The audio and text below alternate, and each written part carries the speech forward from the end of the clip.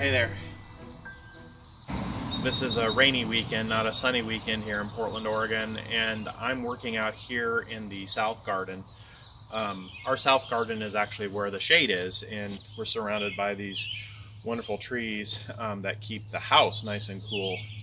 And then we've got this lawn on the South Garden. Now the South Lawn is a real challenge. It's an interesting gardening challenge because there isn't a lot of sun out here and it stays damp, and so we get a lot of moss. So I'm mowing the lawn high, and I'm going to keep the clippings out there in the grass, just mowing it down. That lets me see where the moss is a little more, and then when I'm done with that, I'm going to come out and use one of those push feeder things with some garden seed and with some grass seed and fertilizer and moss killer, kind of all in one of those mixes that does all of that together, and kind of spread it out and hope that I can maintain a green lawn here. We haven't mowed this at all for all winter, all season since last summer. So, and last summer this was new lawn, so I can already see new moss in there, but we'll see what we can do. Okay, so what I'm doing here, let me back up a little bit so you can see it, is I'm growing.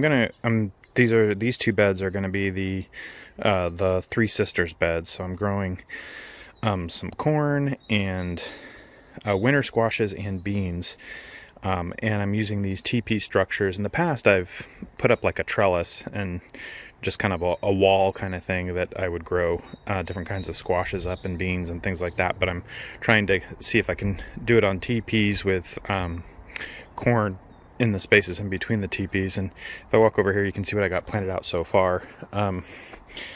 Hopefully I'm not too late in the season for some of these. We'll see, because I know other people have corn that are far more advanced along than what I planted here. But these are Kabocha pumpkins that are planted in here. I've got some volunteer stuff like some chard and a cabbage back over there that I've just left in the bed, because when I get good volunteers after I clear the bed that are staying there, that are doing well, I just leave them and let them be a nice little surprise in the middle of whatever else I have planned. But otherwise, these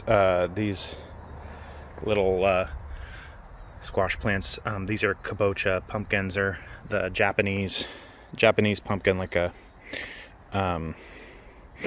almost like a sweetmeat Hubbard in terms of how they come out. They're the ones that I've grown in the past. I've grown them maybe 1 foot in diameter, nice and round. They kind of look the shape of a pumpkin, but they're greenish on the outside, and then they've got a nice orange meat on the inside that is somewhat sweet. And so it's probably like the best tasting pumpkin kind of winter squash thing that I enjoy. Kind of almost the taste of the squash itself is closer to more like a butternut. I like butternut as well. But here you can see these little grass things that are in there, though that's actually the corn. So I sprouted the seeds in little cell trays and paper cups, and then have planted them out here. And so we'll see if they go. My guess is, my experience is that I might have, out of all these, I might have a few that actually make it. Corn doesn't really like to be transplanted well, but it's also hard in my garden to directly seed as well. I think I can do it better if I put more energy into it. I think the trick is you gotta direct seed and then provide some protection from the birds and make sure you're watering, and it's just very fussy to direct seed in the garden here. So I always prefer to seed in the greenhouse first if I can. So yeah, I'm still working on this bed back here, so I'll show you what I have when I get there. So I'm planting out this is one of the Three Sisters beds that I'm planting out here, and what I have here, I've got a bunch of other things to plant as well, but I've got, this is a Delicata Squash, and it will, I believe it vines a bit. I've grown it in the past with some minor success. I mean, I've never been able to grow a lot of them, so I'm hoping to get more this year. But in terms of using these poles here, kind of in the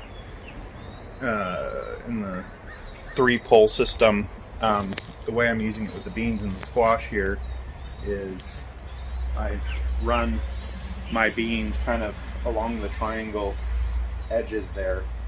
And I haven't really done it this way before. I mean, I haven't really used this kind of thing before because I think that, you know, a lot of these beans here won't be able to climb up these poles until they get bigger.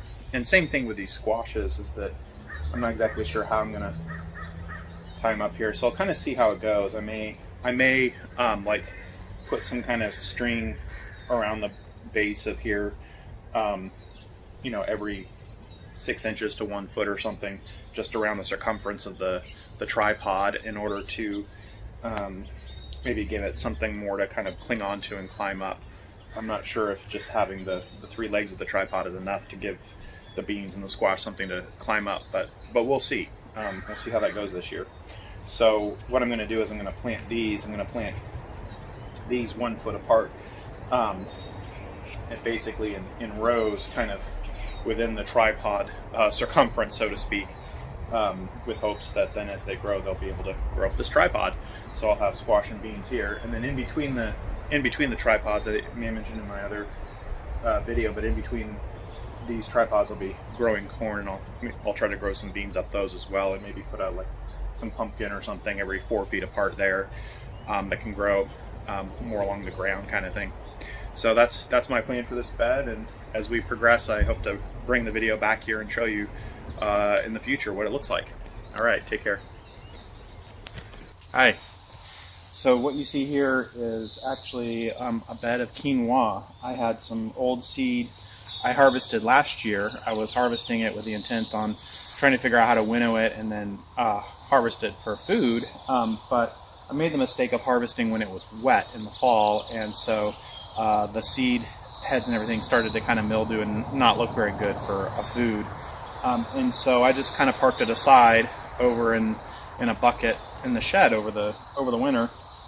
And then this spring I was looking in my shed and I found the seed, and I knew it was like something I had planned to discard, but then I thought, well, let's throw it out in the bed and see if it works. And sure enough, it worked. So this is quinoa here, and I hope to show you all kind of really nice. They'll usually get about this tall or so, and they'll have colorful kind of seed heads on them, and so I think later in the season I'll be able to show that to you all. What I'm doing though is that the quinoa, I don't necessarily want to grow that much quinoa, and so they have to kind of share the bed with other. I kind of put all my stuff that are in the similar family in the same bed. So I have spinach back over there, and I want to plant beets along this row here that I have out in cell trays, multi-sown beets that are ready to go into the ground. So what I'm going to be doing is basically clearing a row space here of the quinoa, throwing that out of the way. So basically leave some quinoa on that side and kind of down the middle, and then I'll be putting my beets in here, and we will see how that goes. Hey, so I'm going to be planting these beets out, and yeah, I don't know, I'm a little worried that I stunted them. Well, for sure I did. I mean, they've been this size in trays for several weeks now, and I can see in the bottom there's not a lot more root development or anything either. It's not like they're root bound, it doesn't look like. Actually, let me take one out and we can see that. Yeah, it's not root bound at all. I just kind of stunted the growth. So what happened was it got really hot, and so I didn't want to have them in the hot greenhouse, and I put them in a shady spot on a outdoor counter in a shady spot. They've been getting plenty of water and lots of shade, and yeah, really just haven't grown at all. They survived. They were a little bit waterlogged in the last couple of days because we've had a lot of rain. I just emptied the water out of that. So yeah, I guess I'll plop them in the ground here and we'll see if they go. I've got the beets in the ground here, as you can see. You may be able to see. They're real little guys. I found that some of them were, yeah, it was just hard to even really take them out of the cells because they just hadn't grown enough at all. They usually, I kind of like it when the roots kind of get into the cell a little bit more, the dirt's clumping to it, there's a little more substance to actually plant then. So I've left some of them in the cell trays, hoping they might grow a little bit more in those, and then I can transplant them out. But yeah, this is one row of about 20 feet of beets, so that's a lot of beets. And yeah, we'll see how it goes. We'll give you an update later. What you can see that I'm working on here is this bed back here, which is one of the main flower border beds that I have. That well, it's the only major one that I have that has it in full sun. What I like to have in this border early spring are the tulips, and then after the tulips die back, I did have some lupines in here, which should have come back from last year, but they really didn't. I had a few, but they really didn't come back in full force the way I'd expected. And I had planted a bunch of tulips last fall and overwintered in the greenhouse and hoped to have them planted out here, but they kind of died on me and I didn't have that many. And so yeah, my lupines just really haven't gone this year the way I would have hoped. So I'm a little bit disappointed in that. The tulips were great. We had a great tulip show here. But now what I'm doing, which is different, I haven't done before, is I'm actually lifting the tulips out of this bed. And I'll show you over here down there. So I'm just taking the tulips out and then putting them. I've got these trays that have kind of mesh trays with holes in the bottom. So I'm just putting them in there, and I'll kind of take some more of the dirt off of them in a little bit, and then kind of put them in the potting shed to let them just dry out. My understanding with the tulips is that the initial bulb that you plant will not come back as vigorous in the future years. And I've definitely seen that. In the past, I haven't lifted my tulips. I just planted them and hoped they would come back the next year, and then very few actually did come back the next year, which is consistent with what I've read and seen from looking it up with other YouTubers who talk about tulips. So what I'm trying to do is lift them this year, store them. There's a lot of like little baby tulips kind of growing on the sides. I mean, these things like this, for example, this was only one bulb when I planted it, and so now it's divided and turned into kind of two bulbs there. And so I assume then that the secondary bulb maybe then is viable.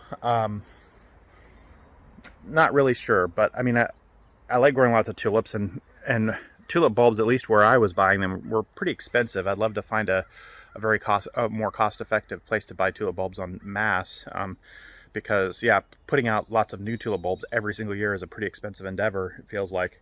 So yeah, we'll see. Maybe I can do a combination of new tulip bulbs and some of these old ones and get quite the show for next year. So it'll take a year for you to see if this actually works for me or not, but hopefully I'll keep doing videos that will keep you informed on how that goes. All right, see you guys later.